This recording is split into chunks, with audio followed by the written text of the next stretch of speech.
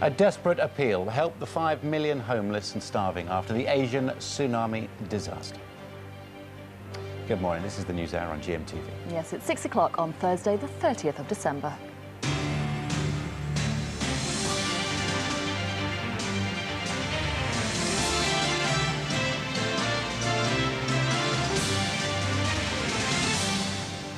More than 82,000 dead and the number still rising. That's the grim picture this morning, 5 days after the disaster in the Indian Ocean. 1 in 4 people in the Indonesian province of Banda Aceh are thought to have been killed. That could be as many as 80,000 in that one area alone. Yes, the United Nations estimates that around 5 million people are now homeless without food, water and basic sanitation. Disease is threatening. Rachel Harrison reports. As coastline searches continue, thousands more bodies are discovered. Towns that once had 10,000 people living there now have just a handful. Whole areas have literally been wiped off the map. More than half of those who've died have come from Indonesia. In Aceh, 1 in 4 people have been killed. Victims are being buried without ceremony or care. Body bags and coffins are in short supply. This was supposed to be a wedding video. The celebrations cut short as the family battled to stay above the rising waterline. 5 days on, the remote Andaman Islands have only just been reached. Homes have been replaced by rubble. Families don't have time to mourn. For those lucky enough to be spared, survival is now their greatest challenge.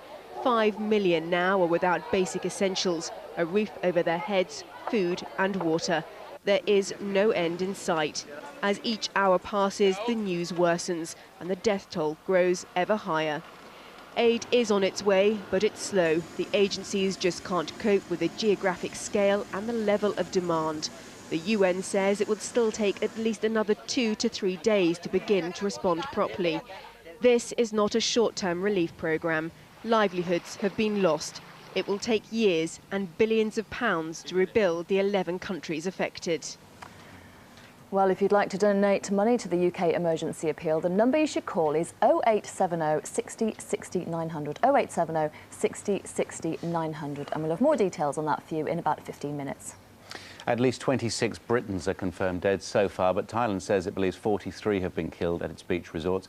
Officials there say 6,000 more people are still missing. Now, Richard Gaisford is in Phuket. He joins us on the line now. Richard, what's the scene this morning? Well, the scene is basically those with family and friends still missing are putting posters and pictures of those people up in the local town, Phuket town, Andrew. There's boards full of pictures of people desperate for some sort of information as to what may have happened to their friends or relatives. And those people also have the grim task of going to the mortuaries and the halls where the dead are being laid out. And they are now searching through those dead bodies, just looking to see whether or not they recognize a face or an item of clothing or something which may lead them to some sort of conclusion as to what has happened to those people who are missing. Today we're being told that in Thailand alone 6,000 people are missing, and it's thought that half of those are foreigners. And if we look along the coast of Khao Lak, it's a resort popular with Scandinavians and Germans and also with British. Already they've recovered 1,800 bodies there, and they're thinking that 3,000 people may have died in that one resort alone. So the figures are rising all the time. And amongst those missing, there's just one character that does stand out from the crowd at the moment, purely because of the campaign to find him.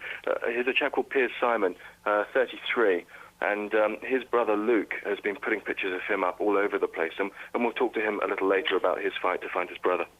And Richard, the regeneration process has to start at some point, the rebuilding, I suppose. We understand some people are actually heading back to the beaches. It's quite amazing. Amongst all this death and devastation, the Thai businesses are very keen to get back on their feet. Bars that would appear to have been completely destroyed just a matter of days ago are now operating by candlelight. And you do have holidaymakers, and especially British holidaymakers, down on the beaches trying to get something out of their holiday. Now, when they're asked, why are you here? Do you not think it's slightly, distasteful to be here? They say, well, no, it's happened. The Thais want us to stay. They want to keep their businesses going. We don't want to go home. We can't go home. We can't get a flight. We don't want to fight our way through the airports. We're going to stay and see out the rest of our holiday. OK, Richard, for the moment, thank you very much indeed. Well, let's take a look now at other stories making the news today. Here's Lucy. Thank you. Good morning. 60 police officers are hunting for the killer of pregnant teenager Amy Williams, who was found dead on Boxing Day. They're appealing to the public to help find her missing clothes. West Mercia's police chief has described her murder as despicable. Havovi Todd reports. Amy's body was discovered in this churchyard in Shropshire. She was just 14 years old and heavily pregnant before she was strangled to death. The icy weather on Boxing Day night has made pinpointing the actual time of her murder difficult, but she was last seen alive around 9 p.m. that evening after leaving a party at her uncle's house. For her to be killed in this manner is a shocking, despicable act. West Mercia Police are determined to trace whoever is responsible, and again we're appealing for the help of the public in this matter. They're asking for help to trace Amy's last known movements and to find her missing clothes, a pink tracksuit, a white t-shirt and trainers. Floral tributes beside the murder scene reveal the shock and horror felt at the brutal killing of such a vulnerable young girl. Detectives are hoping this will persuade anyone who knows her murderer to come forward. A 12-year-old boy charged with raping a teacher at his school is due to appear at South Durham Magistrates Court today. The woman claims she was raped by the boy while providing personal tuition. He's then alleged to have taken her car, which was later found abandoned in Gateshead. British public life remains locked in the past, with most top jobs still filled by men, according to a damning new report. The Equal Opportunities Commission says women's career chances are still being blighted by prejudice, almost 30 years after the Sex Discrimination Act became law. Just 1% more women were appointed to senior jobs in the police, business and judiciary in the past year. Demand for home loans is at its lowest for almost 4 years, according to the British Bankers Association. The number of mortgages approved by its members fell by 20% in November. That's the lowest number of sales since January 2001. Experts predict the market won't pick up until the end of next year. Now, she's already got 2 gold medals to her name, but Olympic heroine Kelly Holmes is set to become a dame in the New Year honours list. Her honour, to be announced tomorrow, will follow the MBE she was awarded for services in the British Army. She'll be the second athlete to receive the title. I'm back at 6:30. Now over to Claire and the weather. Hello, good morning. Mild for a time, windy and wet across more northern areas. A dry start further south, as you can see, perhaps the cloud breaking from time to time to allow a little bit of sunshine. This area of rain and also wind will sink its way southwards down towards Northern Ireland, southern Scotland and eventually northern areas of England. To the north, turning a little bit fresher, lighter breeze, a little bit of sunshine and temperatures, well, on the mild side, up to perhaps 15 Celsius in the south. Now it's back to Jackie and Andrew. Thank you very much indeed. Actually, we're just getting reports coming in from southeast India. They have issued a tsunami alert for southeast India and telling people to get away from coastal areas. So a tsunami alert in southeast India. So, of course, as we get more of that, we'll bring that to you. Bit of a worry. Newspapers this morning. Let's have a look at the Independent. How can you help the victims of the tsunami? They're suggesting that this would be a good way to do it for victims of the tsunami. This goes to the Disaster Emergency Committee, that money straight away. In the Times this morning, as the death toll climbs to 100,000, one man cremates his wife by a faraway beach. And sort of harrowing photo there. The World launches Mercy mission as tsunami toll rises towards 100,000 in the Daily Telegraph, talking about the world's biggest ever relief effort. And The Guardian poses the question, will the world walk away? Very distressing stories all over the tabloids. This one on the front of the Sun, My Lost Family, it says. This is about a British lady called Sharon Howard who's lost her 2 little boys and her boyfriend just hours after she got engaged. It's dreadful. On the Express, we've got 120,000 now is the predicted number of dead, and of course that could still rise. It seems to be rising all the time.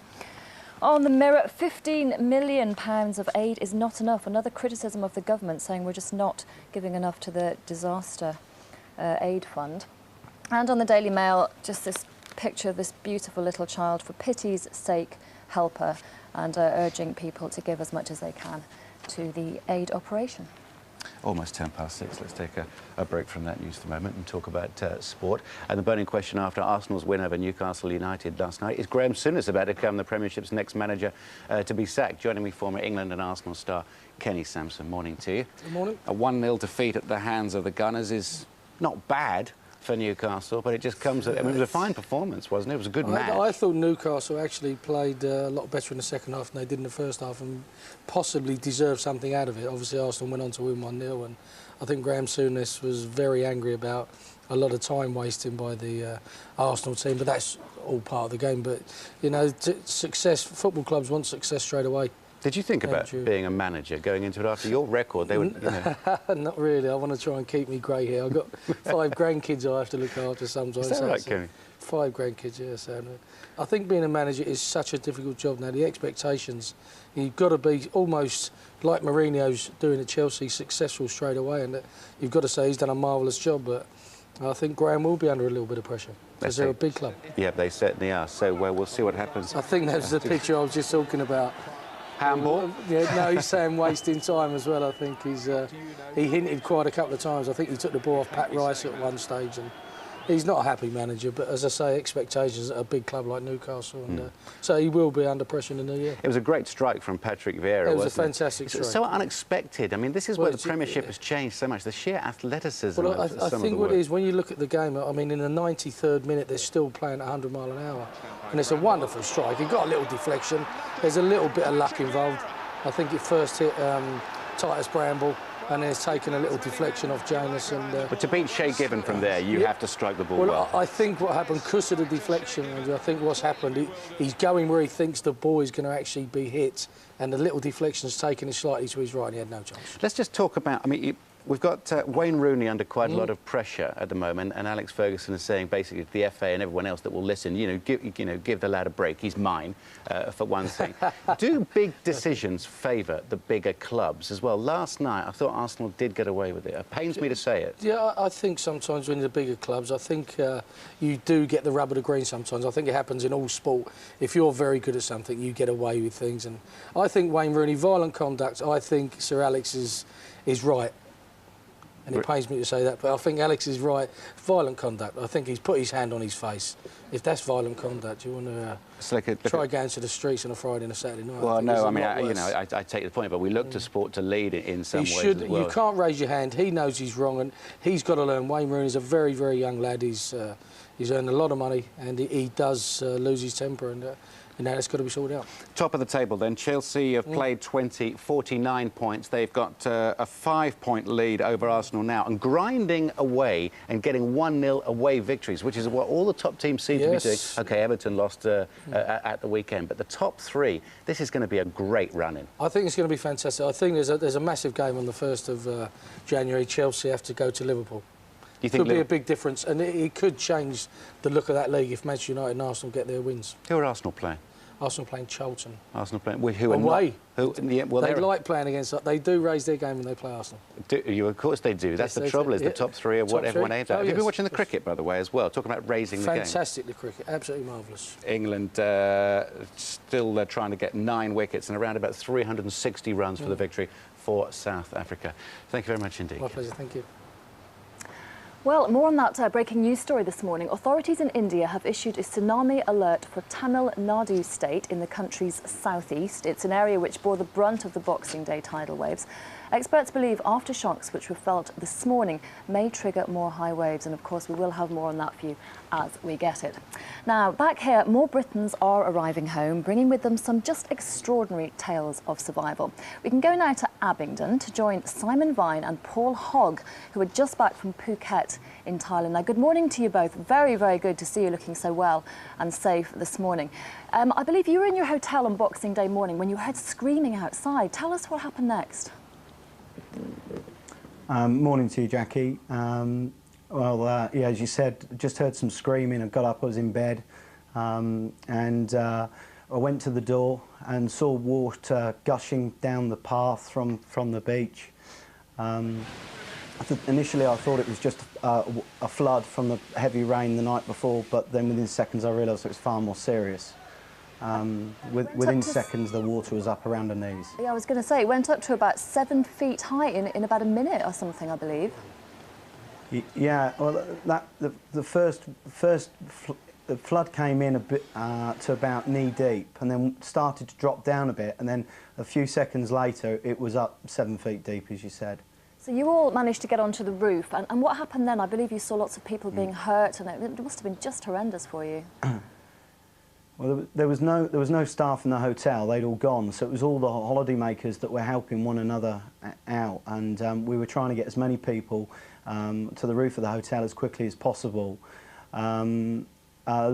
People were trapped in their rooms for some reason. I don't know if it was just panic or had somehow been locked in, but we had to kick doors open and let people out because we didn't know how high the water was going to rise. There was screaming, shouting, there was injured bodies in the hotel, cars floating around, jet skis had blown in from the beach and boats. You know, the place was in a horrific mess. I'm sure it was. And Paul, the most horrendous thing really out there was that you almost instantly saw people taking advantage of the disaster, trying to profit from it. Well, basically what it was, we didn't really sort of pay any attention to that at first, but as things were floating by, people were chasing after them and basically taking whatever they could for themselves, really. And how are you both now? I mean, it must be very difficult to get over something like that. I know it's only been a few days. How are you both feeling now? Well, there was 8 of us, and we've all reacted to it in a different way. For me, it's helped to talk about it, and you know, the more I talk about it, the easier it becomes, and possibly, you know, is helping me get over it. I know a lot of my friends have turned their phones off. Like, they can't talk about it. They can't discuss what we went through. It's too emotional for them. And we reacted in, I suppose we all reacted in different ways. That's very understandable. How did you manage to get home? Oh, that was that night. We had to stay. The hardest part was staying there. You know, we couldn't get out of the town, so we had to stay there for the night. And the following morning, we were up at, you know, nobody slept. Obviously, we sought refuge 13 floors high in a derelict building. And then in the morning, you know, at sunrise, we were all up. We were waiting on the streets. We went back to the hotels, which had been burgled in the night. The locals had been in, ransacked the rooms and taken a lot of the stuff. But we managed to rescue things like, I couldn't find my passport, but I managed to find my tickets. And a lot of my goods had been stolen from one of the rooms that we put all our stuff in that we managed to save. Although that's not relevant. And then we got taxis back to the airport. But even the taxi drivers, you know, the prices had gone up, you know, tenfold because they knew you were so desperate to get out.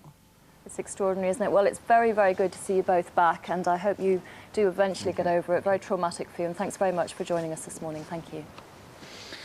Well, one of the biggest aid operations in world history is now underway to get much-needed help to the areas affected by the catastrophe. Last night, the Disasters Emergency Committee launched this appeal from Sir Trevor MacDonald.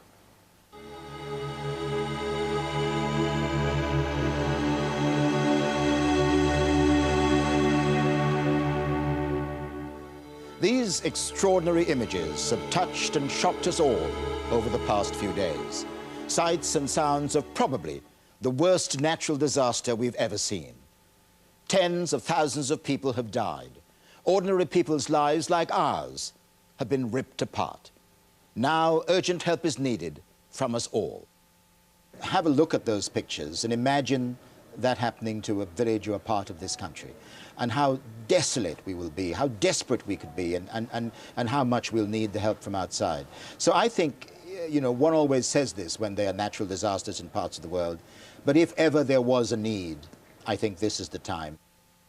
Well, joining us now, Brendan Gormley, the Chief Executive of the Disasters Emergency Committee. Brendan, good morning to you. Morning. I know you've just heard this news as well, but a tsunami warning for the whole of southeast India along the coast. What's your first impressions of that? Well, we're already reeling from the last few days. I just can't bear the thought that people are going to be put at risk again. Perhaps the good thing is that, as you say, there has been a warning, and maybe people, if it is threatening, will this time have the chance to go that half a mile up the hill. I didn't think they had a tsunami warning system in the They do. It works better on the Pacific side, where they happen more often. India Ocean, it happens so rarely that probably both the kit and the system is a bit rusty, to be honest. The Disasters Emergency Committee, presumably you're responsible for collecting and distributing. That's our skill. Our skill is to offer the British public a simple way to give, knowing that it's going to go to the 12 leading UK charities who come together. When you've got something as big as this, we have to work together, don't we? And that's our job. We're the interface between those people who will do the work on the ground and the British public. And are you happy with the government so far, the way you're dealing with them? They have always been supportive of us.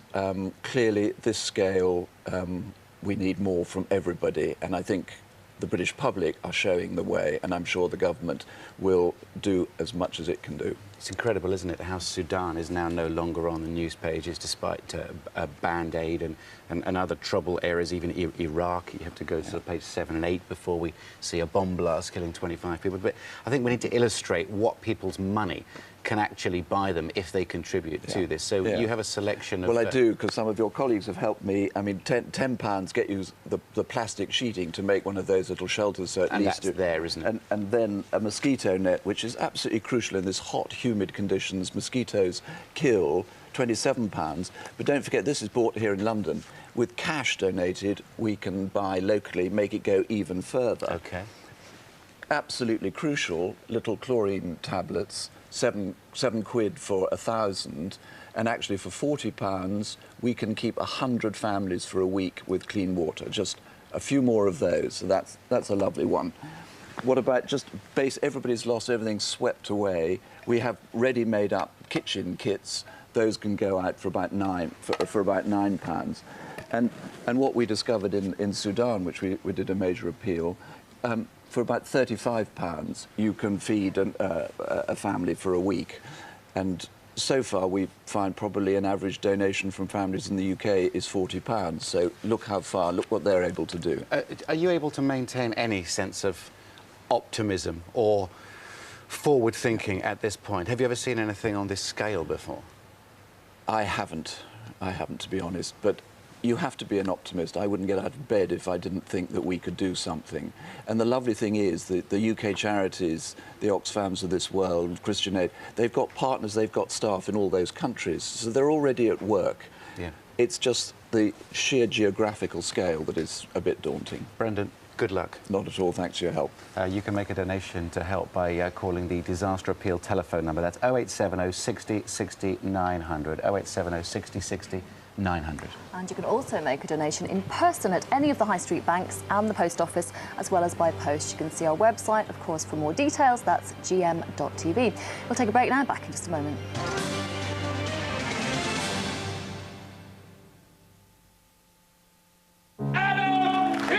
His political aspirations are well documented. We'll laugh on the other side of their faces. But who was the real Adolf Hitler? Uncle Adolf doesn't like women to be too intelligent.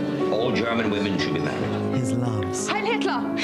Heil Hitler! And the influence they had on his private life. We only love once. Ken Stott portrays this historical figure in a remarkable tale. I have only loved once. An ITV1 drama premiere, Uncle Adolf, Monday at 9. Let's get ready to rumble. Two teams from the general public go head-to-head with Wild Man Nigel Marvin. Let's have it. To be crowned King of the Jungle. Ignore the Crocs. They're really quite nice. For the winners, it's £70,000. For the losers, it's Scream If You Want to Get Off. Saturday, ITV1.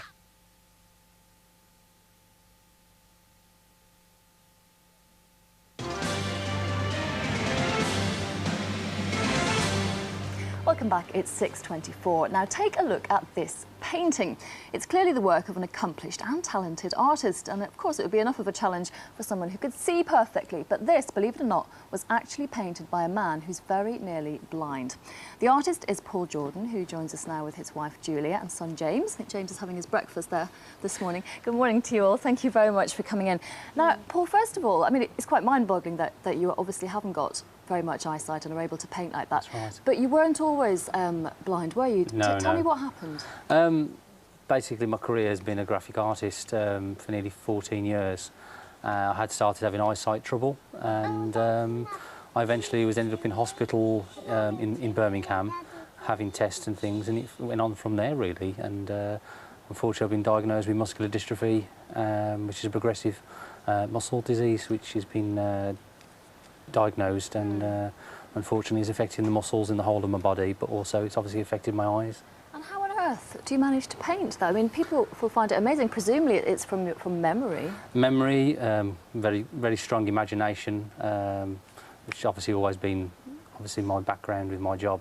You have to have a good imagination and a lot of creativity with being in design.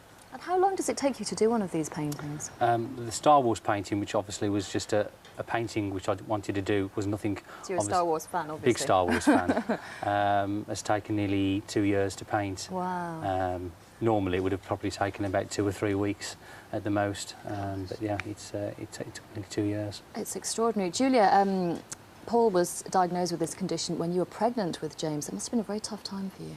Well, yes, it was. He was diagnosed a week before we found out I was pregnant, so we'd kind of got that to deal with, and it was just so worrying, basically because we didn't know how it was going to affect Paul, how bad it was going to get, what sort of condition he's going to end up in. It was just a case of feeling helpless, but we pulled together and we got through it. You must be extremely proud of the way he's still able to work. Oh, extremely proud. I just can't believe what he's achieved. It's unbelievable, but yes, very proud indeed. Now, Paul, the money, you're actually selling some of your Star Wars paintings now. Yes. But the money is going to charity? It's going to the muscular dystrophy campaign here in the UK.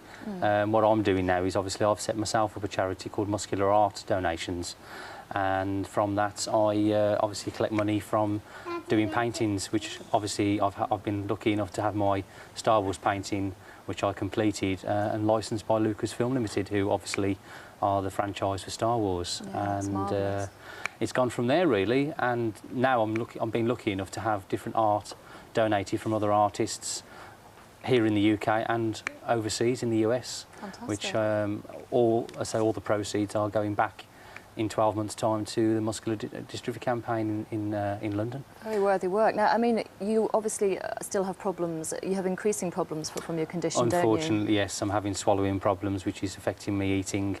I'm having cramps and a lot of muscle pain in my arms and my legs. I've had breathing problems, actually from my teens, which unfortunately at the time nobody understood why, but obviously now I've been diagnosed through the team up in Newcastle upon Tyne, Professor Turnbull and their team. Obviously, it now makes a lot more sense what's going on with my health. And does the art help you to get through every day? It must be a great comfort to be able to do things like that. Very much so. It's just an achievement. I mean, it's an achievement I didn't think I'd be able to do.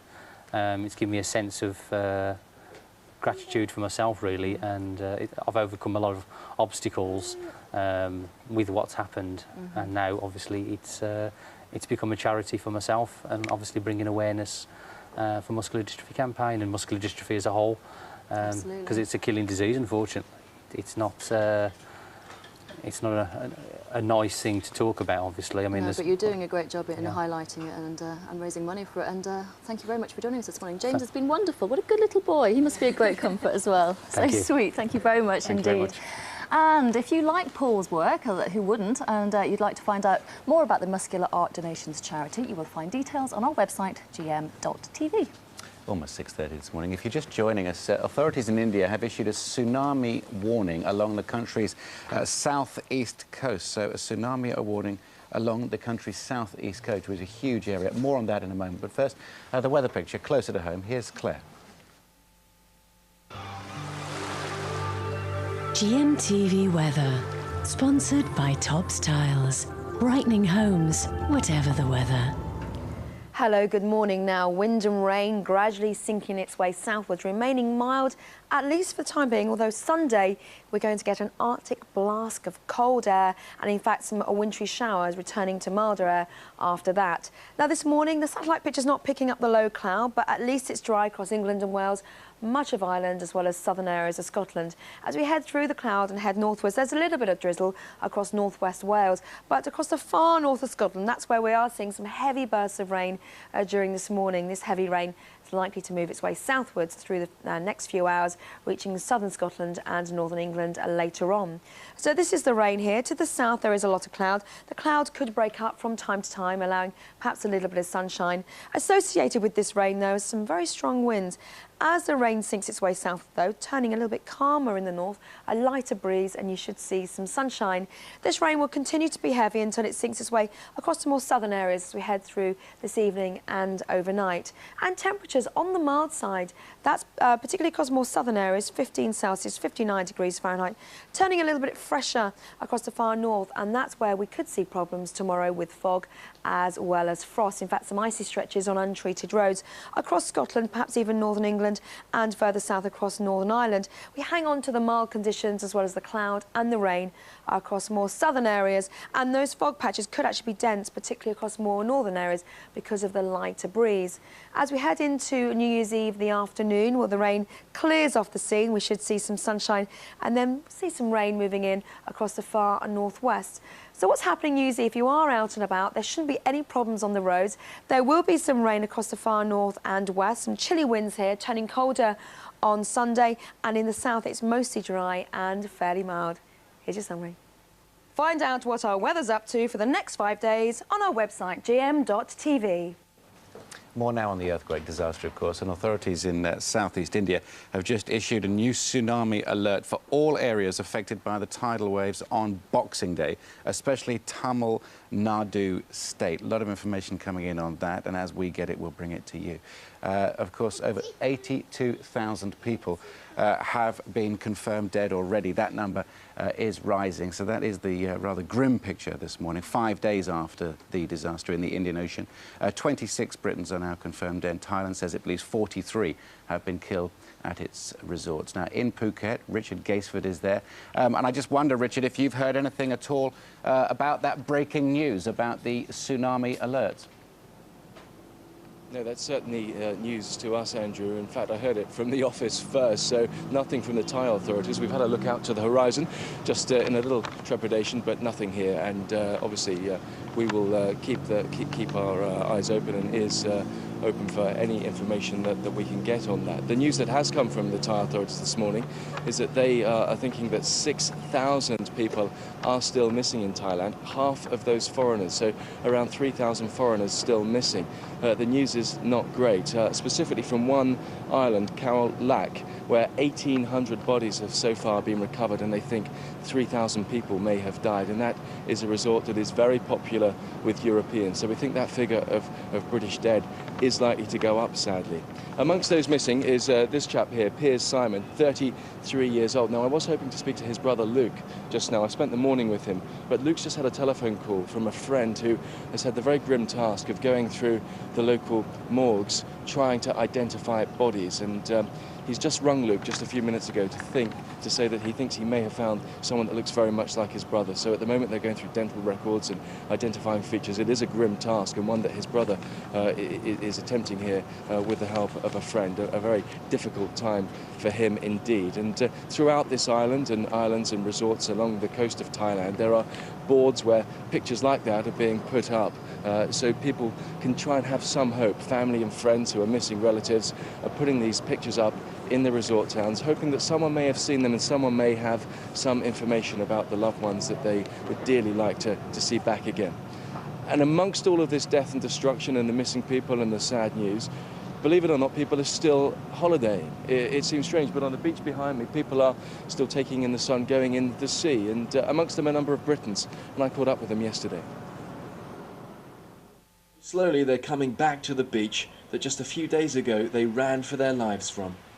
Amongst the visitors today, this British family, keen to help their 8-year-old daughter banish the thoughts and fears she's gained after watching the tidal wave sweep in.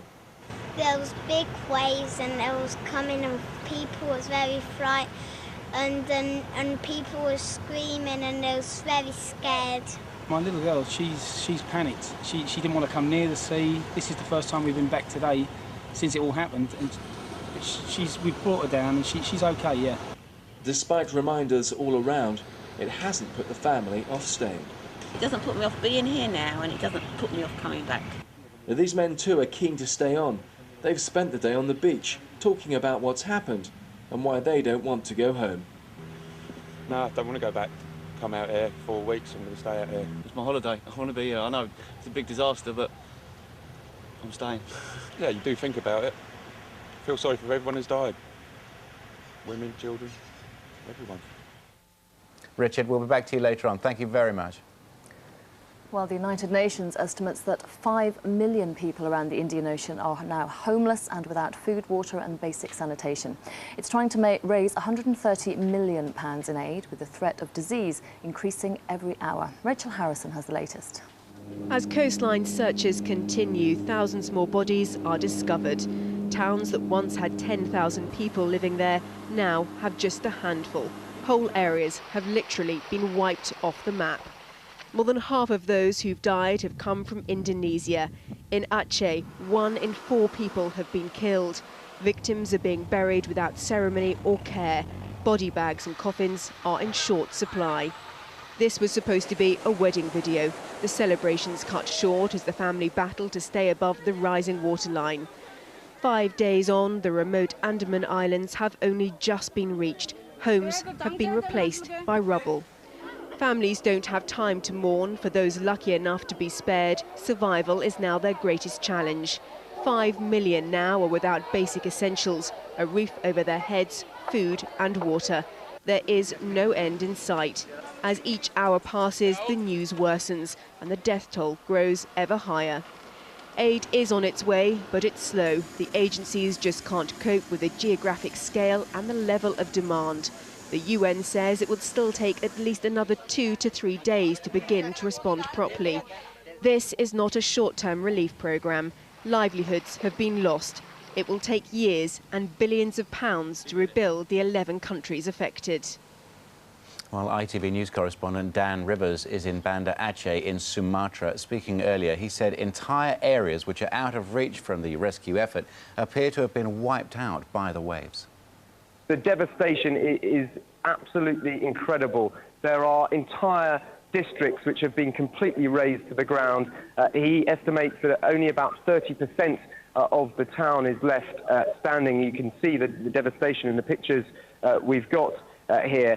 Elsewhere, as we move up the coast, the devastation becomes even worse, if that's possible. The tidal wave went several hundred metres inland. In some places, it went even 1.5 kilometres inland. You can see some of the airstrips with huge cracks in the tarmac outside the city. But then the worst devastation seems to be in a place called Chalang, where there appears to be just one building left standing. And this is a town of some 12 to 13,000 people. There's a microwave station with a tower and a few buildings around it. That is basically all that is left, and one can only imagine the awful traumatic scenes there. They've been left there now for 4.5 days without any rescuers at all, without any outside help, without any aid, food or water.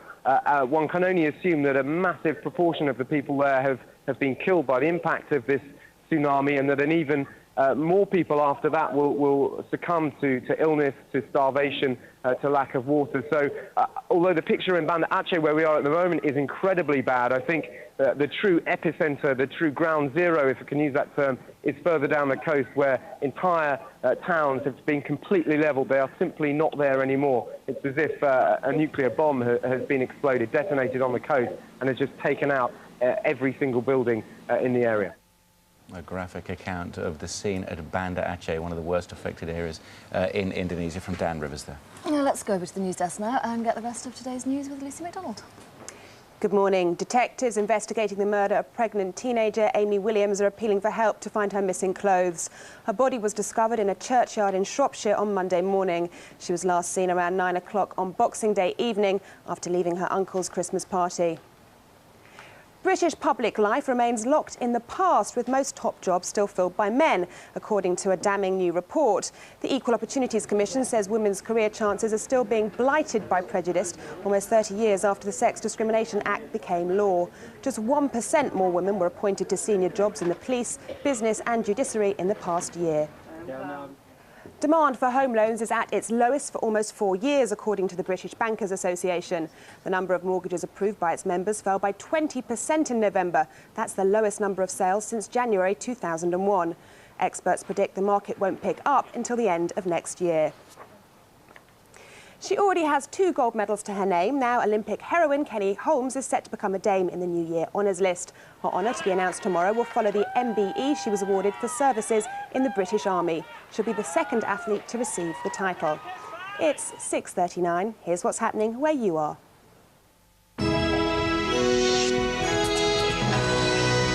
Following the murder of a man in Speke. 45-year-old Joseph Pilo was shot on his doorstep in Speke.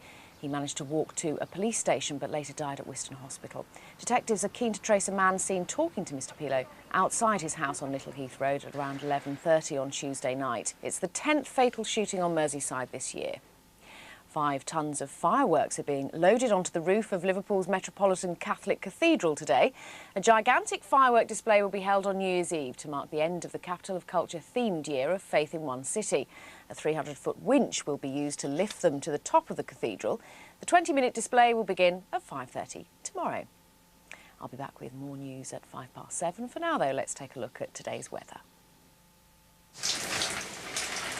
Brighten up your winter with the fresh smell of summer.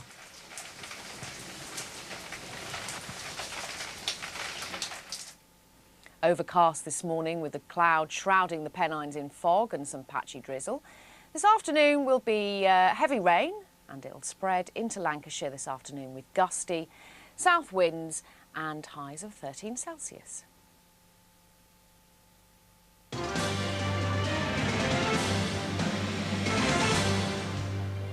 It's just gone 20 to 7 this morning. Now, Sri Lanka is, of course, one of the countries worst hit by the Boxing Day tsunami. This morning, the death toll there alone stands at over 22,000 people. Let's go to Chester now, and the McCulloch family, who were in the country's southwest, one of the worst hit areas. Can I just ask you where exactly you were both staying? We were staying in Kogala Beach, which is about 15 kilometres east of Galle. And what was your experience on the day, John? Well, it was very fortunate for us that we managed for the first time in the 4 days that we were there to get down to breakfast. And when I say down to breakfast, breakfast was on the first floor. So we left our ground floor room on the beach, and we'd only been in the breakfast room about 5 minutes when the tsunami started to come in. And because we were very fortunate to be on the high ground, we were largely, we escaped the sort of full impact of the waves. And there were sort of 3 particular waves, wasn't there? There were 3 sort of moments, decisive moments, where it got worse each time. Is that the way you saw it? That's right, yes. It wasn't a huge tidal wave coming in. It was, first of all, surprise amongst the staff of the hotel in the dining room and the other guests that the sea was coming past where it normally stopped and right across the swimming pool in a second surge, and then it got stronger and went straight into the hotel and flooded the ground floor, and then a much bigger one seemed to smack against the walls of the dining room and up against the windows, and at that point people started to panic and make their way out of the dining room, down the stairs and through what was a flowing river, if you like, the corridor, and out to higher ground, wade through the water and higher ground on the roadside. And I understand, Hazel, that the staff were very helpful to you. Did you immediately understand the gravity of the situation that you were in? Not at the time. I mean, I think we immediately knew that something had happened. I mean, I instinctively knew that it was a tsunami or some kind of sea surge, and at that point, you know, knew that it must have been an earthquake close by, but we didn't realise how close. And it was only when we actually were evacuated to Colombo and we started seeing the news reports that we really then realised the enormity of the situation and the devastation within the area. And your feelings now, John and Hazel, as you look at the news footage over the last few days? Well, we feel exceptionally lucky, and our feelings, of course, go out to those who were less lucky than we were, and the families and friends of those who are lost or missing. And we feel a great gratitude to the staff of the hotel in Sri Lanka who, having lost their livelihoods, stayed with us for 36 hours, gave us supplies that they could have used after we had gone, and they knew we were leaving, but they stayed with us for 36 hours and showed a lot of dignity, and we felt very humbled by it. John, Hazel, it's quite humbling to talk to you. I'm glad you made it through. Welcome home. Thanks for joining us this morning. Well, back here, the Sri Lankan community are rallying to help those affected. Jonathan Swain is at a Buddhist temple in Croydon for us this morning. Good morning, Jonathan. What exactly is going on there?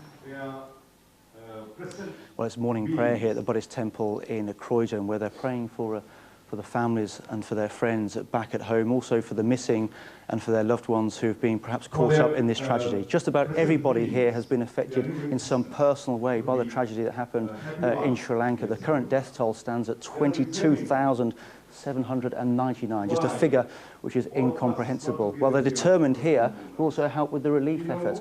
They're collecting clothes and blankets and sheets for the people in the devastated south of the country. This is what they've managed to collect in just one day. They've also raised £4,000. They're hoping to raise £10,000 to help the relief effort back at home. Well, joining me this morning is Ranjit. Ranjit, sorry to interrupt your prayer there.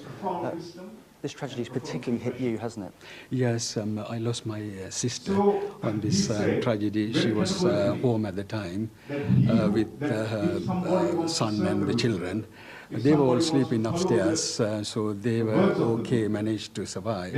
But my sister's died in this tragedy accident, and we managed to get told her body only yesterday and done the burial at the same time because there's so many thousands of people there lying on the hospital mortuary.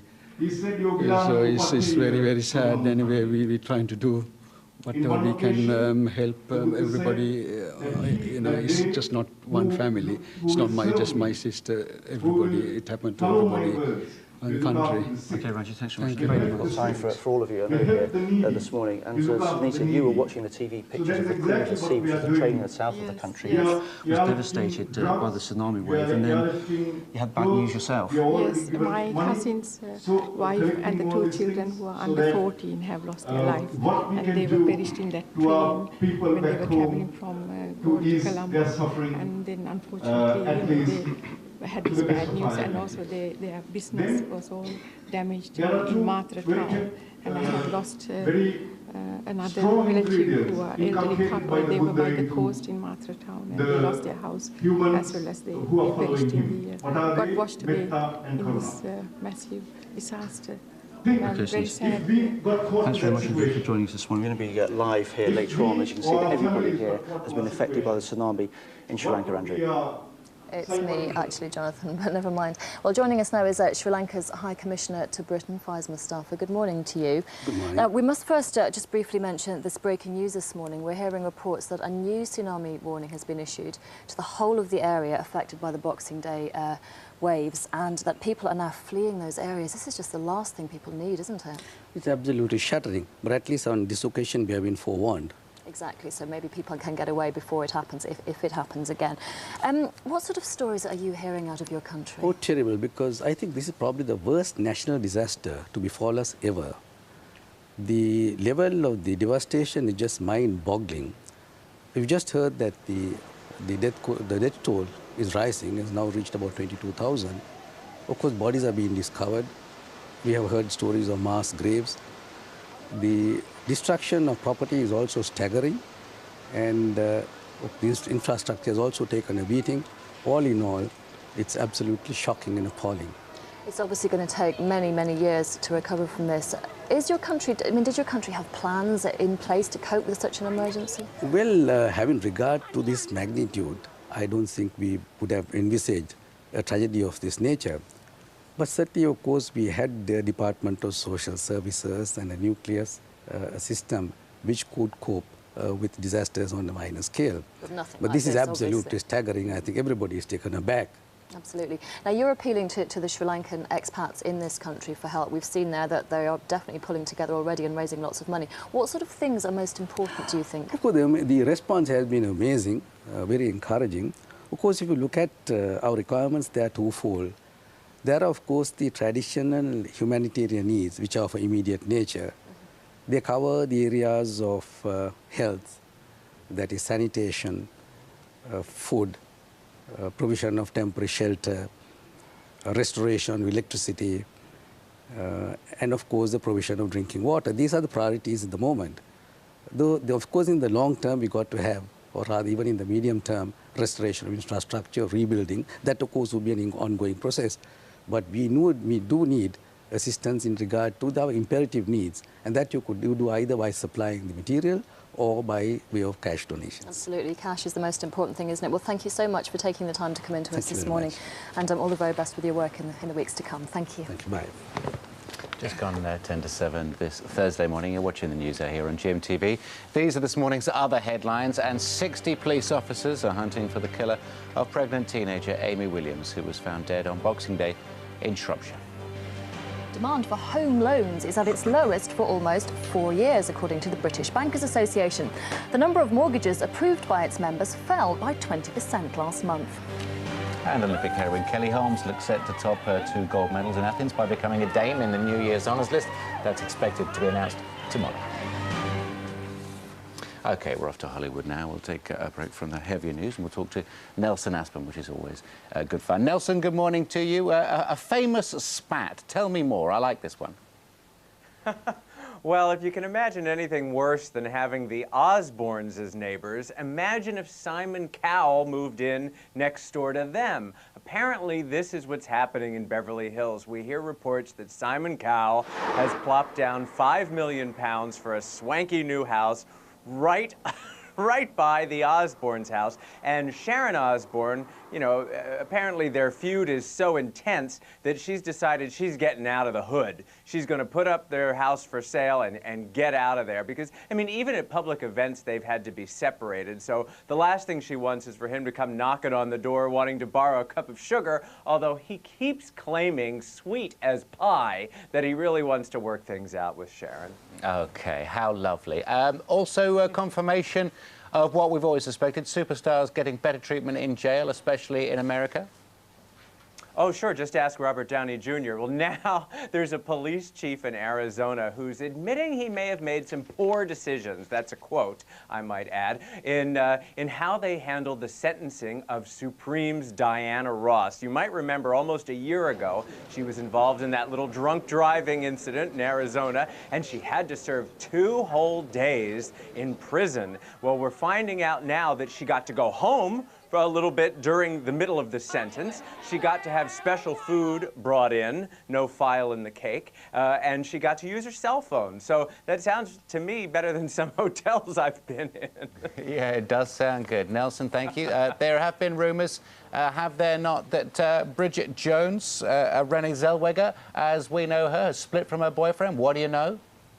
Well, I'll either make you sad or happy to hear this, but it's not just a rumor anymore. Apparently this happened about 8 weeks ago. She and Jack White, her musician boyfriend, have called it quits. Nothing dramatic, just that terrible price of fame, you know, the distance. She's jetting from here to there and everywhere, and it just didn't work out anymore, so she's finished with him, she's finished with Jim Carrey, she's finished with George Clooney. Who's next? She's looking more and more like Lara Thin Boyle every day. She's this big, she's got black hair and the big lips.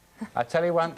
Do you know what, Nelson? We've finished for you. We'll speak to you later on. Go and have a cup of coffee. See ya. Bye. He's so descriptive, isn't he? It's GMTV Today next, right through until 9:25 this morning. Stay with us, of course, for more on the disaster relief effort for the countries affected by the Boxing Day tsunamis. Next, the weather with Claire.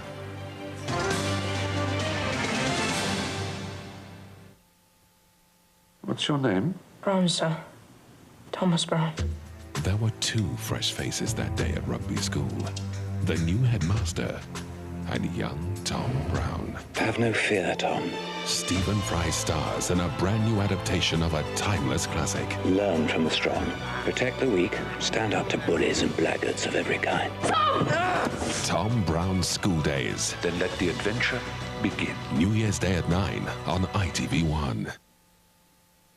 Jump into the new year with a bang. Out with the old and in with the new, as LK puts 3 of the new best-selling diet books to the test. And Dr. Hilary is on hand to cross-examine the creators. Plus, see how you can reevaluate your life and prioritise the things that are really important.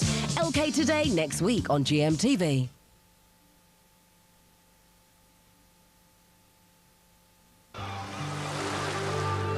GMTV weather. Sponsored by Tops Tiles. Brightening homes, whatever the weather. Hello, good morning. Wind and rain in the north gradually sinking its way southwards. Mild for the time being until Sunday, that's the 2nd of January, when we're expecting some very cold winds coming in from the north. The satellite picture's not picking up a lot of the low clouds, actually producing a little bit of patchy drizzle across north and western areas of Wales. But as we head northwards, as you can see, it's mostly dry across England and Wales, Ireland and southern and central Scotland. But there is rain on the way. It's coming in from the north there, some heavy bursts likely across the northern Scotland through this morning. That will move across the central and southern areas of Scotland, reaching Northern Ireland through the morning into the afternoon and then heading its way southward. To the south, it's a mostly dry start. We could see a little bit of sunshine from time to time.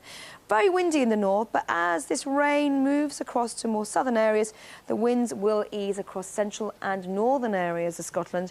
You should see some sunshine. It's going to cause some problems tonight. It'll be a chilly start to tomorrow morning. To the south, hanging on to some dry weather for a time. Overnight, though, I think we will see that rain gradually moving across to more central parts. Temperatures then on the mild side, 15 degrees Celsius today, not too bad at all, 9 in the north. And as I said, a chilly start to the day across more central and northern areas. Watch out for dense fog patches and also some icy stretches on untreated roads. We're hanging on to the rain across the far south, but that will clear off the scene during New Year's Eve. And that means for the evening itself, there shouldn't be any problems on the roads whatsoever. Some dampness across the far and northwest and in the south, mostly dry, as I said, turning colder on Sunday. Here's your summary. For your local 5-day weather forecast, visit our website, gm.tv.